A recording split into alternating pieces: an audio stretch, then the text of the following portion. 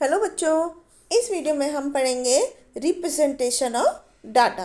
तो बच्चों, आपको इस चैप्टर में बताएंगे कि किस तरह से डाटा को कलेक्ट किया जाता है, किस तरह से उसे अलग अलग फॉर्म में अरेंज किया जाता है। तो बच्चों, हम ये भी सीखेंगे कि डाटा रिप्रेजेंट करने के अलग अलग मेथड्स के बारे में। तो सबसे पहले हम सीखते हैं कलेक्शन ऑफ डाटा क्या होता है।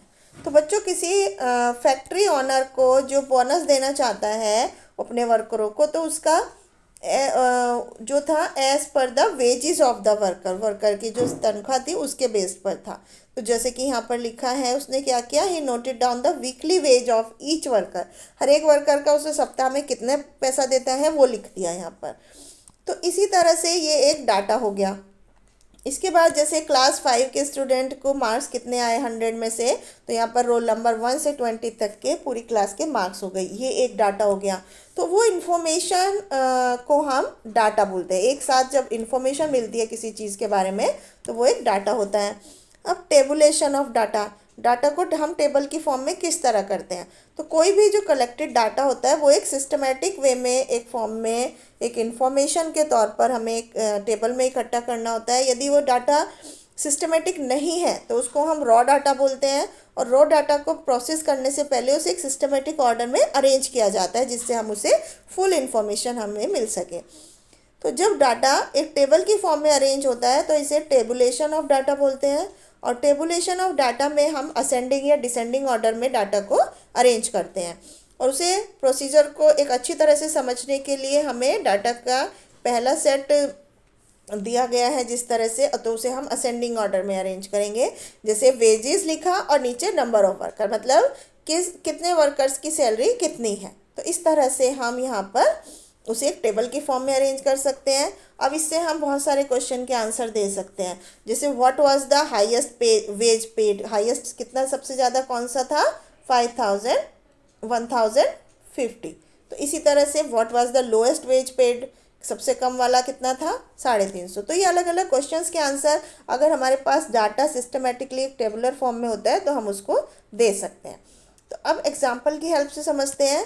यहाँ पर बच्चों स्टूडेंट्स के वेट लिखे हैं, एनसीसी के कुछ स्टूडेंट्स हैं जिनके वेट किलोग्राम्स में लिखे हैं अलग अलग। तो हमें उसके डाटा को एक असेंडिंग ऑर्डर में अरेंज करना है टेबल की फॉर्म में, और बताना है कि how many students are of a particular weight. तो उसके लिए हम क्या करेंगे, सबसे पहले डाटा को असेंडिंग ऑर्डर में अरेंज कर लेंगे और फिर एक टेबल बनाएंगे, वेट लिखेंगे और नीचे नंबर ऑफ स्टूडेंट। तो 45 जैसे है तो कितने स्टूडेंट का वेट 45 है, 2 स्टूडेंट्स का। उसके बाद 47 है तो 47 कितने स्टूडेंट्स का है, 2 का। फिर 50 है, 50 वेट कितने का है, 3 स्टूडेंट का। इसी तरह 52 कितने का है, 55 कितने का है, 58 और 60। तो इस तरह टेबल की फॉर्म में हम रो डाटा को अरेंज करते हैं। इसी तरह एक और क्वेश्चन है यहाँ पर, ट्रांसपोर्ट का मोड का डाटा है जो कि एम्प्लॉयज़, कंपनी के एम्प्लॉय यूज़ करते हैं। तो mode of transport scooter, bike, car, बस, ट्रेन, उनके नाम लिख दिए।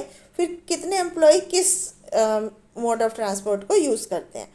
तो इस तरह से टेबल बनाकर हम उसके नीचे दिए गए क्वेश्चंस को आंसर दे सकते हैं। What is the most common mode of transport, सबसे ज़्यादा कौन सा ट्रांसपोर्ट यूज़ किया जाता है, बाइक। इसी तरह से total number of employee working in the company कितने हैं, हम उन सबको टोटल करके बता सकते हैं। तो इस तरह से हम डाटा को रिप्रेजेंट करते हैं और उससे यूजफुल इंफॉर्मेशन को निकाल सकते हैं। तो बच्चों, ये एक्सरसाइज है जो कि इसी पर बेस्ड है, जिसमें कि आपको टेबल की फॉर्म में डाटा को अरेंज करके उसके नीचे दिए गए क्वेश्चंस के आंसर देने हैं। अब यहाँ पर हम पढ़ते हैं pictorial representation of data, data को पिक्चर में किस तरह से रिप्रेजेंट करते हैं। तो उसके लिए बच्चों सबसे पहले पिक्टोग्राफ होता है, एक बार ग्राफ होता है, पाई ग्राफ होता है और एक हिस्टोग्राम होता है। तो पिक्टोग्राफ में क्या होता है, जैसे कि नाम से ही पता चल रहा है कि हम कुछ ही ऑब्जेक्ट की पिक्चर बनाते हैं, पिक्चर मेथड है ये। तो यहाँ पर हम कुछ फिक्स्ड नंबर, साइज या कुछ एक मान लेते हैं और फिर उसको फोटोग्राफ बनाकर हम उसमें डाटा को रिप्रेजेंट करते हैं। तो जैसे यहाँ पर ये एक पिक्टोग्राफ बनाना है जिसमें कि ये फॉलोइंग डाटा है अम्यूज़मेंट पार्क का, उसको रिप्रेजेंट करना है। तो यहाँ पर उसको हम क्या बनाएंगे, जैसे संडे मंडे ये है तो हमने एक पिक्चर बना ली इस तरह एक रेक्टेंगल की फॉर्म में, और इसको मान लिया ये 100 विजिटर्स को एक पिक्चर शो करेगी। तो इस तरह से हमने नंबर्स को, जैसे 400 है तो हमने 4 बार के 4 रेक्टेंगल के रूप में, इसी तरह से मंडे को इतने रेक्टेंगल के फॉर्म में हमने हाफ फील्ड स्क्वायर का मतलब है कि वो हाफ उसको रिप्रेजेंट कर रहे हैं, मतलब 50, और ये 1/4 को रिप्रेजेंट कर रहे हैं। तो इस तरह से हमने उनके डाटा को पिक्चर की फॉर्म में रिप्रेजेंट किया, तो इसे हम पिक्टोग्राफ बोलते हैं।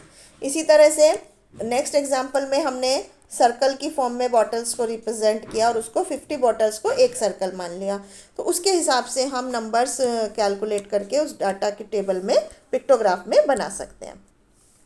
इसके बाद होता है बार ग्राफ। बार ग्राफ में क्या होता है, हम ये डाटा की सबसे सिंपलेस्ट फॉर्म होती है, इसमें बार के रूप में, रेक्टेंगल के रूप में हम डाटा की वैल्यू को शो करते हैं। इसके कुछ इंपॉर्टेंट फीचर्स हैं बार ग्राफ के, जैसे जो बार की जो विड्थ है वो कोई मैटर नहीं करती, लेकिन लाइन सेगमेंट जितने में वो बन रहा है वो मैटर करती है। इसी तरह से लेंथ ऑफ बार जो होती है वो डायरेक्टली उसकी वैल्यू को रिप्रेजेंट करती है कि कितनी लंबी है। तो जैसे कि यहाँ पर आप देख सकते हैं, हमें उसमें एक्सिस बनाने होते हैं। सबसे पहले एक्स एक्सिस, वाई एक्सिस, फिर ओ एक्स ओ वाई, दो एक्सिस होंगे, और ओ वाई जो है वो वर्टिकल बार्स उस पर हम बनाएंगे। फिर उसको एक टाइटल देना होता है, लेबलिंग करनी होती है एक्सिस की कि किस एक्सिस में हम डाटा का क्या चीज़ रिप्रेजेंट करें, तब हम बार ग्राफ बनाते हैं। तो इस तरह से बच्चों इस एक्सरसाइज में आप अलग अलग बार ग्राफ बना सकते हैं। तो ये था रिप्रेजेंटेशन ऑफ डाटा के बारे में। आई होप आपको समझ में आया होगा। Thank you.